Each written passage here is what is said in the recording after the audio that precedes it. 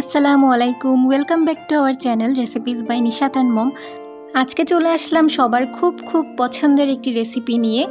আজকের রেসিপি হলো চিকেন বিরিয়ানি। আম্মুর হাতের চিকেন বিরিয়ানি অসাধারণ হয়। ব্রয়লার চিকেন দিয়ে চিকেন বিরিয়ানির রেসিপিটাই আজকে আপনাদের সাথে শেয়ার করছি। আম্মু নর্মালি যেভাবে করে থাকে সেভাবেই শেয়ার করছি। খুব সহজে আপনারা এই রেসিপিটা ফলো করে চিকেন বিরিয়ানি বানিয়ে নিতে পারবেন। কালকে যেহেতু শুক্রবারেই আপনারা চাইলে বানিয়ে নিতে পারবেন এবং কেমন হয়েছে অবশ্যই আমাদেরকে জানাবেন। আমাদের ভিডিওটা যদি ভালো লেগে থাকে প্লিজ আমাদের ইউটিউব চ্যানেলটি একটু সাবস্ক্রাইব করে দেন এবং আমাদের ফেসবুক পেজটি লাইক অ্যান্ড ফলো দিয়ে আমাদের পাশেই থাকতে পারেন। আম্মুর হাতের বিরিয়ানি আমাদের সবসময় ফেভারিট। আমার ভাইয়া তো ভীষণ পছন্দ করে, আমিও খুব বেশি পছন্দ করি। আর আম্মু মাঝে মাঝে এইভাবে বিরিয়ানি তৈরি করে। আজকে আপনাদের সাথে শেয়ার করছি, চলেন তাহলে শুরু করা যাক। এখানে ব্রয়লার মুরগির মাংস নিয়ে নেওয়া হয়েছে 2 কেজি। আর বেশি সলিড পিসগুলো একটু চিড়ে দেওয়া হয়েছে যাতে মশলাগুলো ভালো মতো ঢুকতে পারে। মাংসে 1 চা চামচ লবণ দিয়ে দেওয়া হলো। এখানে শুধুমাত্র মাংসের জন্যই লবণটা দিতে হবে, চালের জন্য কিন্তু না। আর টক দই দিয়ে দেওয়া হলো আধা কাপ পরিমাণ। ভিনেগার দিয়ে দেওয়া হলো 1 মুখ পরিমাণ। এখানে ভিনেগারটা অ্যাড করা হয়েছে ব্রয়লার মুরগির যে এক্সট্রা স্মেলটা থাকে ওটা যেন চলে যায় সেই জন্য। এবার ভালো মতো মাখিয়ে নিতে হবে। এভাবে মাংসটা ম্যারিনেট করে 15 মিনিট মতো রেখে দেওয়া হয়েছে। এবার একটা প্যানে তেল দিয়ে দেওয়া হলো। এখানে সয়াবিন তেল নিয়ে নেওয়া হলো 1 কাপ পরিমাণ। বিরিয়ানির মাংসটা রান্না করে নেওয়ার জন্য এই তেলটা দিয়ে দেওয়া হলো।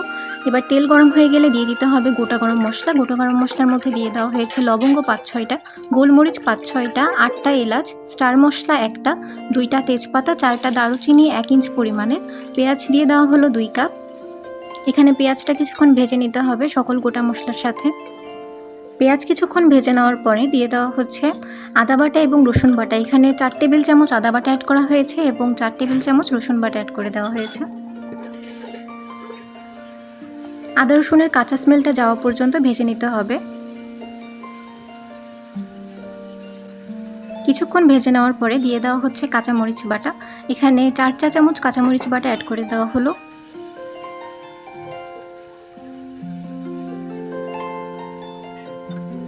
কিছুক্ষণ ভেজে নেওয়ার পরে দিয়ে দেওয়া হচ্ছে টমেটোর সস 4 টেবিল চামচ।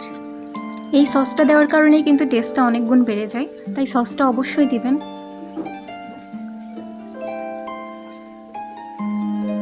সসটা দিলে কালারটা সুন্দর হয় আর খেতেও অনেক মজা হয়।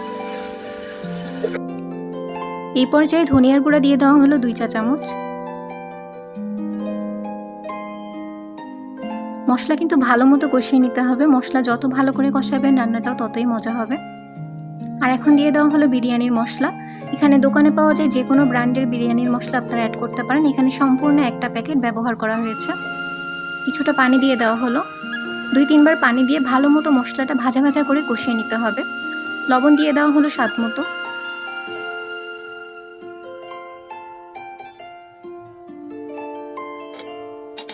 ঘরে বানানো গরম মশলা দিয়ে দিল 1 চা চামচ। এই যে মশলাটা একদম ভালো মতো কষিয়ে নেওয়ার পরে যখন একদম ভাজা ভাজা হয়ে যাবে, তেলটা উপরে উঠে আসবে, সেই পর্যায়ে দিয়ে দেওয়া হলো মাংস। যে মাংসটা আমরা ম্যারিনেট করে রেখেছিলাম সেটাই দিয়ে দেওয়া হলো। মাংসটা ভালো মতো কষিয়ে নিতে হবে।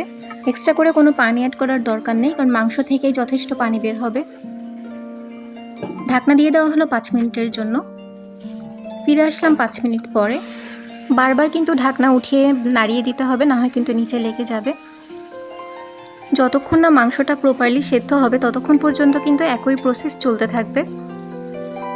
খেয়াল রাখবেন যাতে নিচে লেগে না যায়। আর এক্সট্রা করে পানি অ্যাড করার কিন্তু কোনো দরকার নেই। মাংসটা সুন্দর করে কষিয়ে নিতে হবে। যত সুন্দর করে এই মাংসটা কষিয়ে নেবেন, ভাজা ভাজা করে নেবেন, ততই কিন্তু বিরিয়ানির টেস্টটা আরও বেশি বেড়ে যাবে।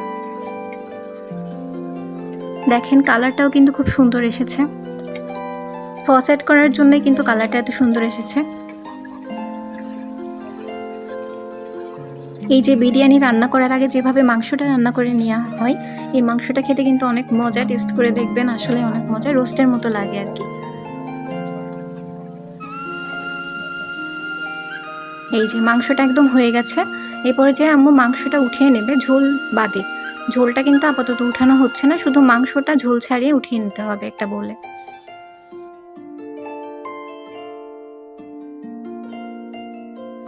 এই যে প্রতিটা পিস কিন্তু উঠিয়ে নেওয়া হয়েছে।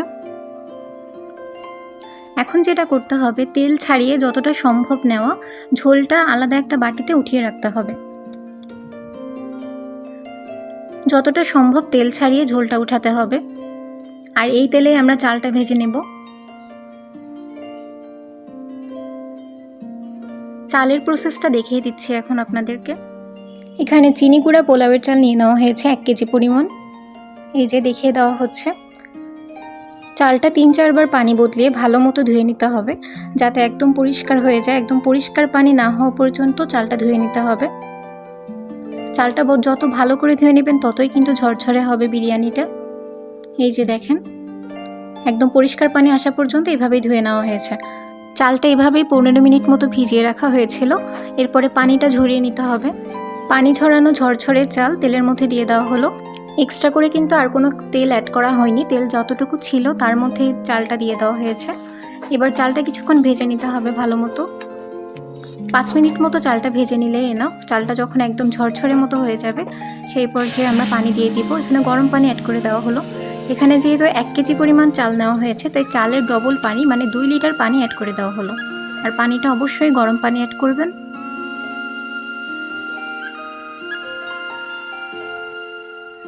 এ পর্যায়ে চালের জন্য লবণ দিয়ে দেওয়া হলো। আরও দিয়ে দেওয়া হচ্ছে গুঁড়া দুধ 3 চা চামচ। এখানে গুঁড়া দুধটা অপশনাল, বাট গুঁড়া দুধটা দিলে খুব মজা হয় খেতে। কাঁচামরিচ দিয়ে দেওয়া হলো 8 থেকে 10টার মতো। এখানে কাঁচামরিচগুলো ভেঙে দিয়ে দেওয়া হয়েছে। আর বিরিয়ানিতে কিন্তু কাঁচামরিচের ফ্লেভারটা খুব বেশি ভালো লাগে। এখন ঢাকনা দিয়ে দেওয়া হলো 5 মিনিটের জন্য। 5 মিনিট পরে দেখেন পানিটা অনেকটাই টেনে এসেছে। এ পর্যায়ে আরেকবার নাড়িয়ে দিতে হবে। আর আমরা ঝোল যতটুকু তুলে রেখেছিলাম সেই ঝোলটা এই পর্যায়ে দিয়ে দিতে হবে। পানিটা যখন অনেকটাই কমে আসবে সেই পর্যায়ে ঝোলটা অ্যাড করে দিতে হবে।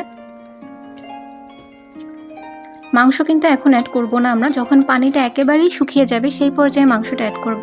কারণ যেটা হয়, পানি থাকা অবস্থায় যদি আপনি মাংসটা দেন তখন মাংসে কিন্তু আলাদা করে আর স্বাদটা খুব বেশি ভালো লাগে না, মানে মাংসের থেকে টেস্টটা চলে যায় মনে হয়।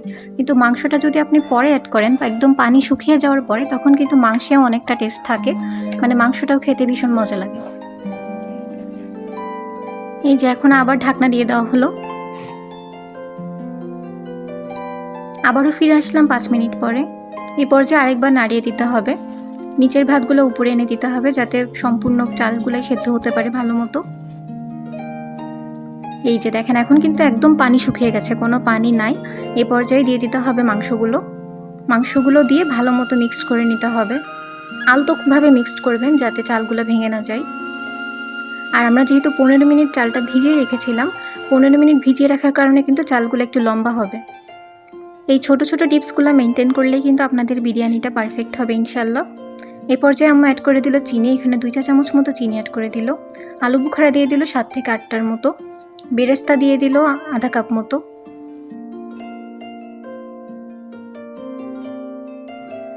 ঘি দিয়ে দেওয়া হলো 2 চা চামচ মতো।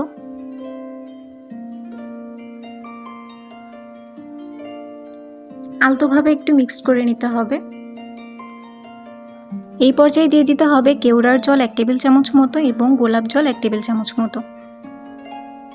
আবারও একটু মিক্সড করে নিতে হবে।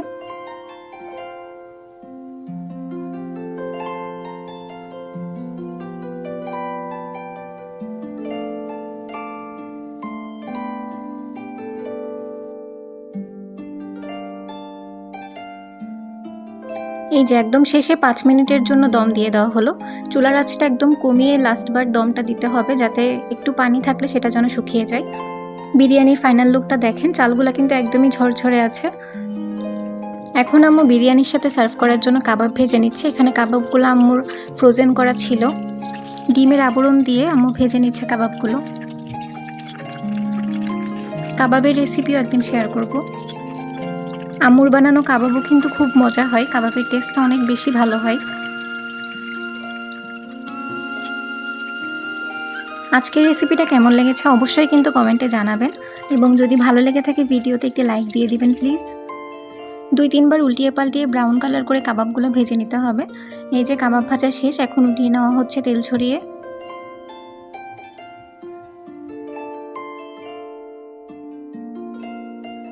এই যে আমাদের চিকেন বিরিয়ানির ফাইনাল লুক। সার্ভ করা হয়েছে কাবাব এবং সালাতের সাথে। আজকের মতো বিদায় নিচ্ছি, আল্লাহ হাফেজ। ফিরে আসবো আবার নতুন কোনো ভিডিও নিয়ে।